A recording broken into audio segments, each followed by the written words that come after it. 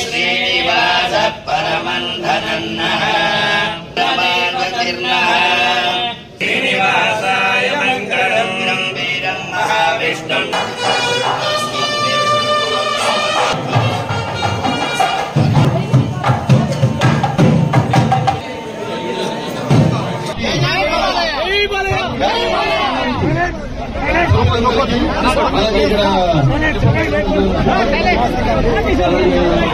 అందరూ కూడా మా చుట్టుపక్కల పోరాట సమితి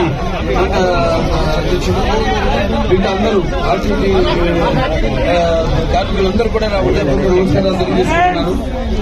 ఏ దేశ చరిత్ర చూసినా మనం ఆ దేశం అభివృద్ధి చెందిందంటే సర్ఫేస్ ట్రాన్స్పోర్టేషన్ వల్ల.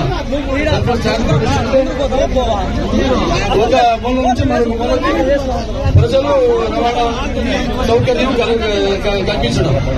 నా గుర్తు ఆనాడు అటల్ బిహారీ వాజ్పేయి గారు ప్రధానమంత్రిగా ఉన్నప్పుడు మన కాబోయే ముఖ్యమంత్రి వర్యులు చంద్రబాబు నాయుడు గారు ఆనాడు మరి ఒక సంస్కరణ తీసుకొచ్చారు. వాజ్పేయి గారు చెప్పడం జరిగింది, ఇలా మీరన్నీ రోడ్డు అనుసంధానం చేయండి, దేశం దానంతటి అదే అభివృద్ధి చెందుతుందని. ముందు ఆయన నమ్మలేదు. తర్వాత సరే ముందు ఒక ఉదాహరణకు ఒక స్ట్రిప్ వేసి చూడమంటే వేసి చూస్తే అది పెద్ద ఘన విజయం సాధించింది. ట్రాఫిక్ పెరిగింది. అక్కడి నుంచి మొత్తం దేశమంతా కూడా అప్పుడు అవిభక్త ఆంధ్ర రాష్ట్రంగా ఉన్నప్పుడు మరి రోడ్లు అయితేనేమి, రోడ్డు మెడలు చేయడం అయితేనేమి, లేకపోతే ఫ్లైఓవర్లు అయితేనే వేయడం అయితేనేమి, బ్రిడ్జిలు కట్టడం అయితేనేమి, లేకపోతే అవుటర్ రింగ్ రోడ్ అయితేనేమి, ఇలా ఏ దేశం చూసినా కూడా వాళ్ళు చైనా చూస్తున్నాం, మన అమెరికా చూస్తున్నాం, దేశాలన్నీ కూడా అభివృద్ధి చెందింది అంటే ఈ యొక్క రవాణా వ్యవస్థ వల్ల. మరి ఆ రవాణాకు అనుగుణంగా మనం రోడ్లు కూడా వేయాలి. రేట్లు వేస్తేనే మనం అప్పుడు ఆనాడు 2018 బస్సులు కూడా జరిగింది. ఆ తర్వాత పెద్దిరెడ్డి రామచంద్ర రెడ్డి గారు మొత్తం 10 బస్సులు తీసుకెళ్లిపోయారు ఇక్కడి నుంచి. ఆనాడు కోతులు లేని మనం అన్ని బ్రహ్మాండమైన లింక్ రోడ్లు, అన్ని బీటీ రోడ్లు అయితేనేమి, లేకపోతే సీసీ రోడ్లు అయితేనేమి, ఎవరికైతేనేమి బస్సులకి అటు ప్రయాణికులకి ఎవరికి ఎటువంటి ఇబ్బంది కలగకుండా రోడ్లు వేయడం జరిగింది. మనం చూస్తున్నాం ఇప్పుడు ఇవాళ రోడ్లు మరి అతివృష్టి అనావృష్టి కొంచెం వర్షాల వల్ల లేకపోతే అనివార్య కారణాల వల్ల రోడ్లు ఏదైనా దెబ్బతింటే కనీసం అక్కడ గోతులు మట్టి కూడా పూడ్చే పాపానికి పోలేదు ఈ ప్రభుత్వం.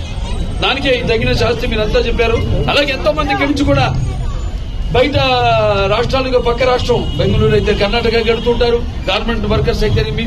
అలా ఇవాళ చూస్తున్నాం మన బస్సులు తక్కువ అయిపోయి, ఈ రవాణా తక్కువ అయిపోయి ఇవాళ ఎలాగైతే ఆటోల్లో ఒక్కొక్క ఆటోల్లో 15-20 మంది ప్రయాణం చేస్తూ వాళ్ళ ఎంతో ఇబ్బందులు పాలవుతున్నారు.